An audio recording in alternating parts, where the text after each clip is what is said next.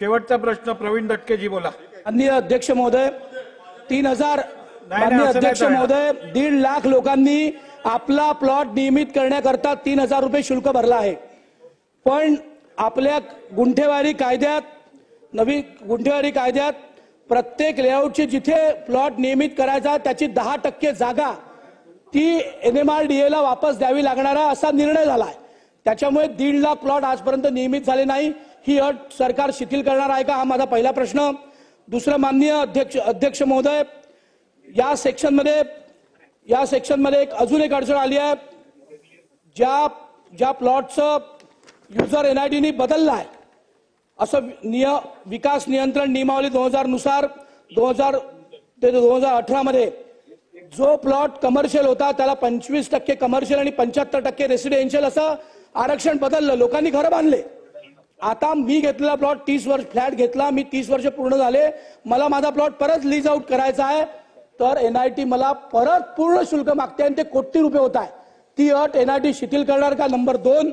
Number 3 माननीय अध्यक्ष महोदय माननीय बावनकुळे साहेब इथे बसल्यात, त्यांचा मतदारसंघ हुडकेश्वर नरसाळा, तिथे मोठ्या प्रमाणात राज्य सरकार किंवा महानगरपालिकेच्या माध्यमातून मोठ्या प्रमाणात विकास सुरू आहे। पण दुर्दैव असं आहे की तिथल्या प्लॉटचं नियमितीकरणाचं शुल्क हे NIT घेतं आणि NIT एकही रुपयाचं काम तिथे करत नाही। हे शुल्क आपण महानगरपालिकेला परत करणार आहोत का? नंबर 4 सगळ्यात महत्त्वाचा विषय, माननीय राऊत साहेब बोलत होते, माननीय देवेंद्रजींचं मी अभिनंदन करतो त्यावेळेच्या महायुती सरकारचं की NIT बरखास्तीचं पाऊल त्यांनी घेतलं होतं, पण महाविकास आघाडी सरकारने ती NIT पुनर्जीवित केली आणि या शहरातल्या नागरिकांना त्रास होतोय। माझी या सरकारला विनंती आहे की आपण NIT NMRDA मर्ज करून NIT नागपूर शहरातला संपवणार आहात का? कारण मध्यमवर्गीय गरीब लोकांना प्लॉट घेऊन चुकीच्या ठिकाणी प्लॉटच्या रजिस्ट्र्या करून नाल्यांमध्ये रस्त्यांमध्ये RL देऊन या शहराचा सत्यानाश NIT ने केला आहे। त्यामुळे आपण NIT बरखास्त करणार आहोत का असा माझा प्रश्न आहे। नाही, आता याच्यामध्ये अध्यक्ष महोदय मी मगाशी सविस्तर उत्तर दिलंय।